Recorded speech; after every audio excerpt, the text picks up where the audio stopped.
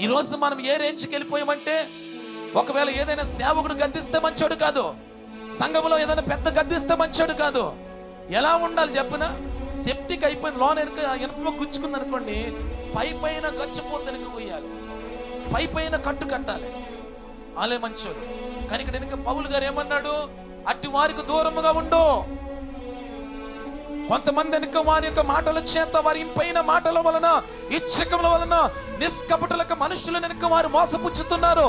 వీరు సంఘములోనే ఉంటారు, క్రీస్తు బోధకు వ్యతిరేకంగా ఉంటారు, వారి కొరకు గుంపును తయారు చేసుకుంటారు, వారి కొరకు ఒక రాజ్యాన్ని తయారు చేసుకుంటారు. ఇప్పుడు సంఘములో నేను అవ్వచ్చు, సంఘములో ఉన్న పెద్దలు అవ్వచ్చు, సంఘంలో ఉన్న బాధ్యత కలిగిన ఎవరైనా అవ్వచ్చు, మనము చెల్లించవలసిన ఘనత ఆయనకే రావాలి. మన మాటల్లో, మన పాటల్లో, మన ఊహల్లో, మన ఆలోచనలో, మన పరిచర్యల్లో సమస్త ఘనత, మహిమ, ప్రభావములు ఆయనకే చెందాలి. ఆయనకి చెందకుండా దాన్ని నేను కనుక దొంగిలిస్తే చాలా ప్రమాదం.